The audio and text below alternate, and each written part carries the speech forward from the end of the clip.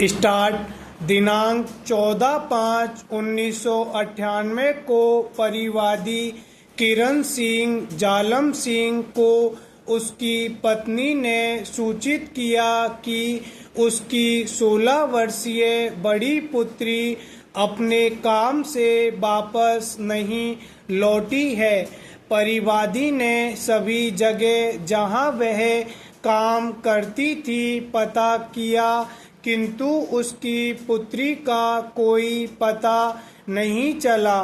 किंतु एक वॉचमैन ने बताया कि उसकी पुत्री रामजनी सोसाइटी के बंगला नंबर 4 से अपीलार्थी के साथ निकली थी।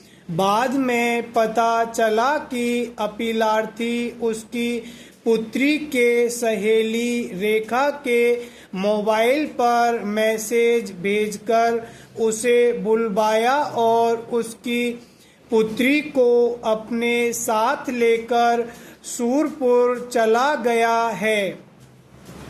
तदनुसार दिनांक 16/5/1998 को संबंधित थाने में प्रथम सूचना रिपोर्ट दर्ज कराई।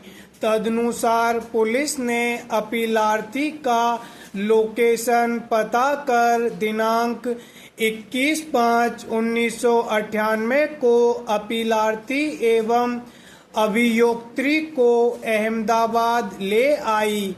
प्रारंभिक विधिक औपचारिकता के बाद विचारणोपरांत विद्वान अतिरिक्त सत्र न्यायाधीश ने अभिलेख पर मौजूद साक्ष्यों के आधार पर निर्णय दिनांक 16/12/2002 के द्वारा अभिनिश्चित किया कि अभियोक्त्री के बयान से अखंडित रूप से स्थापित है कि अपीलार्थी ने उसके साथ 3-4 बार बलात्कार किया।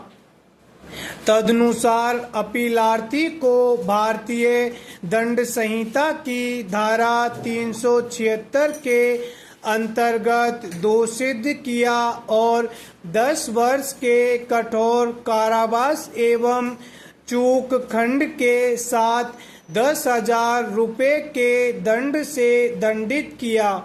विचारण न्यायालय ने आगे अभिनिश्चित किया कि यद्यपि अपीलार्थी और अभियोक्त्री के बीच में प्रेम संबंध था, किंतु इस तथ्य को ध्यान में रखते हुए कि अभियोक्त्री जो कक्षा 7 तक पढ़ी थी और स्कूल के जन्म तिथि प्रमाण पत्र के अनुसार घटना के दिन 16 वर्ष 3 माह और 6 दिन की थी और अवयस्क थी, व्यपहरण के अपराध के लिए उसकी सहमति पूर्णतया अप्रासंगिक है।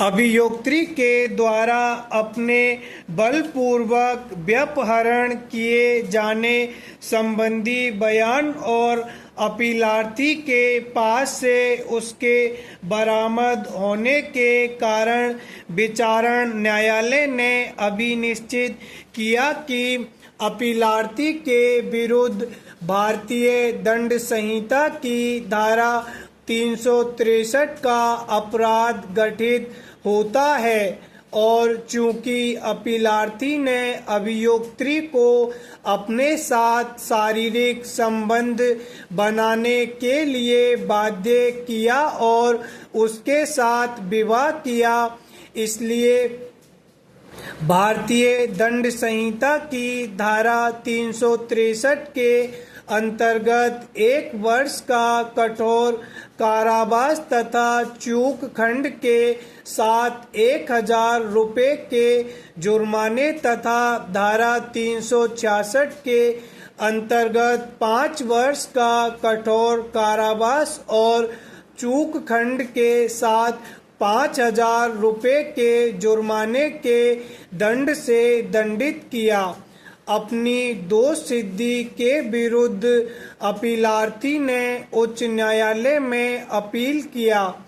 उच्च न्यायालय ने अभिलेख पर मौजूद साक्ष्यों के आधार पर निष्कर्षित किया कि अपीलार्थी और अभियोक्त्री के बीच प्रेम संबंध होना साक्ष्यों द्वारा किसी संदेह से परे स्थापित है और यह भी स्थापित है कि दोनों घटना के पहले से ही एक दूसरे से प्राय मिलते जुलते थे।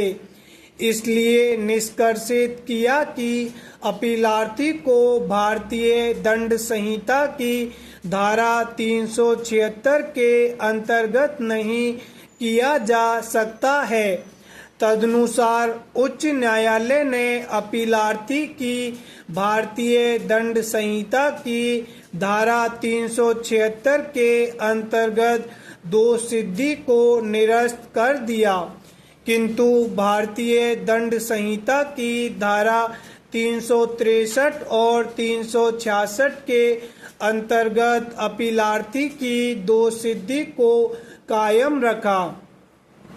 अतः अपीलार्थी की ओर से यह अपील प्रस्तुत किया गया पक्षों के तर्कों एवं अभिलेख पर मौजूद निर्णीत तथ्यों के आधार पर उच्चतम न्यायालय के समक्ष निर्णय के लिए दो मुख्य प्रश्न निम्नवत थे। पहला, क्या प्रेम संबंध किसी अवयस्क के व्यपहरण के आरोप के विरुद्ध एक प्रतिरक्षा हो सकता है? वर्तमान मामले के तथ्यों एवं परिस्थितियों में क्या अपीलार्थी को दिया गया दंड उचित है और क्या अपीलार्थी के प्रति कोई उदारता प्रकट किया जाना चाहिए? प्रतिद्वंदी अभिकथनों पर विचार करने पर हमें ऐसा प्रतीत होता है कि आक्षेपित आदेश व्यपहरण पर विधि का मूल्यांकन करने में कोई त्रुटि दर्शित नहीं करता है। प्रश्न का निर्धारण करने हेतु भारतीय दंड संहिता की धारा 361, 363 और 366 का अवलोकन सुसंगत होगा, जिनका प्रावधान निम्नवत पठनीय है। स्टॉप।